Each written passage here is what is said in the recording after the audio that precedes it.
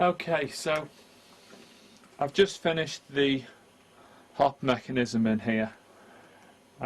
It's not perfect. It's basically all I could do because I've basically got one day before I want to use it for the game on the 24th of January.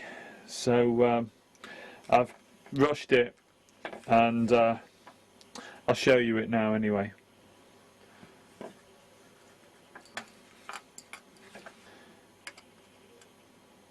So I'll take the two screws out of the two sides here, because it's not truly a hinge, it's just a point where I've designed it so it comes apart.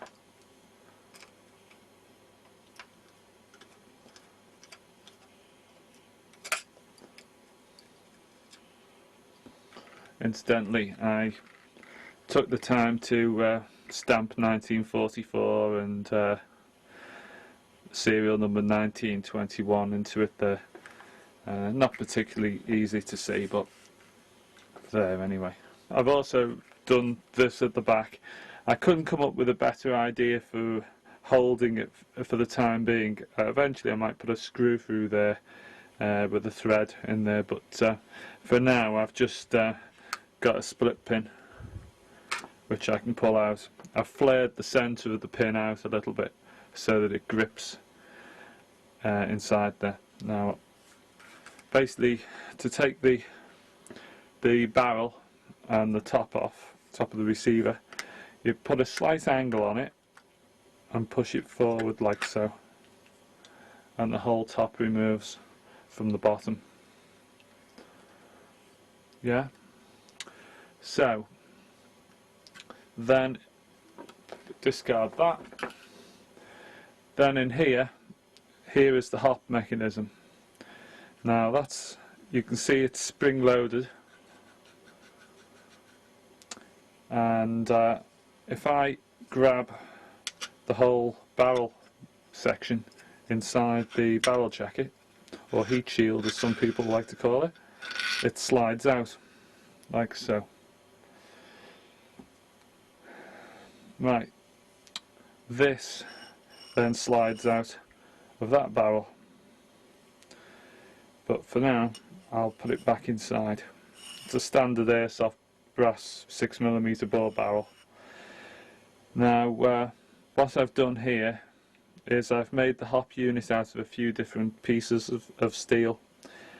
It's about a 1/2 inch piece of steel pipe with another piece of 1/2 inch steel pipe welded to the side of it, and inside that piece it's reduced down to 6mm, and there's basically a hole which travels through there and goes onto the inside piece.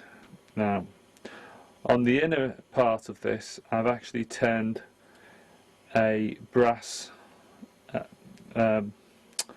air nozzle fitting into here. Basically that's what the air nozzle of the gearbox slides into, and being brass and steel I was able to solder the two pieces together. So if you look at it without the top of the receiver around it, they slide together like that, and as the gearbox operates, that spring cushions the operation of the hop unit slightly. It applies a slight bit of back pressure against the gearbox. Now what I've done is I've done a simple method which some people use when they're making their own custom guns. I believe the Sten guns, the AGM Sten guns, have actually got a version of this for their hop unit. It's basically just a screw which you adjust, and it pushes the hop rubber up and down inside. I've got that adjusted slightly at the moment, and it's just about where I feel I need it. and I've also got a small locking nut which I can tighten down and lock it in that position. Now this screw here, I basically, because I've rushed this, what I've done is I've tapped a small hole in the outer piece of steel, threaded it, and that screw there just clamps the barrel in place. Now if I was doing it the proper way, using a proper hop unit, it has a little plastic clip, which I'll show you now. Yeah, so on a standard for production made hop unit, it has this little plastic clip which holds the barrel in, and you basically pop that clip out, and there's two little dents or two little cutouts in the sides of the brass barrel which that clips into, and that's what holds it together. So what I've done is just a fast version of it. There's only one thing I'll say about doing it this way, is that it's actually given me a touch of adjustment. Sometimes some hop units are not that good, and when you look down the port, the loading port from the magazine, you can just see the edge of the hop rubber. You can see the lip of it.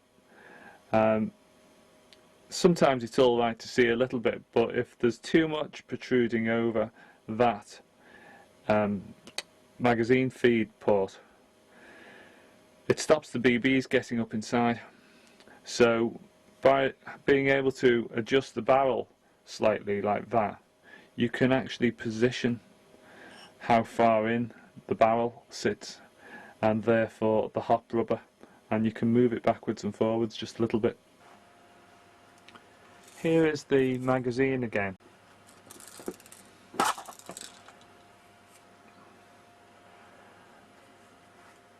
I found a use for this part of the drum magazine.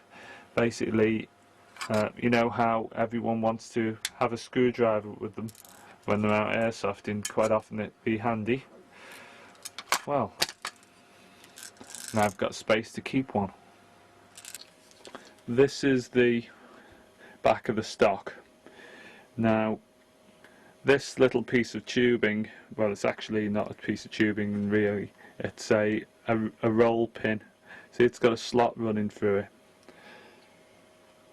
and the split pin, which I showed you before, slides inside there through like that. And now eventually I might come up with something a little bit neater than that, but for now it's going to do. It won't fall apart on the day with any luck. Yeah, and the way I've held this plate down, because I couldn't just put a wood screw down into the stock. The original one has a bolt running right through the stock from one side to the other. Now obviously I can't do this, as I've said before, there's an electric motor in there. So what I've done to try and make sure that it holds together is I've drilled a hole right through the stock from one side to the other, and I've put a long screw through it. Now this pin here, this bolt or whatever piece of stud metal, what I have there is that travels down through there, and then it's got a hole in it which that bolt then slides through. So basically you can then tighten that down, and it's actually pulling up against the bolt which is running through the stock that way.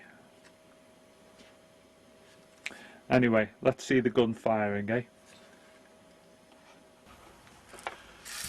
Well, I started this in November 2009, and my goal was to try and get this built for the 24th of Jan 2010.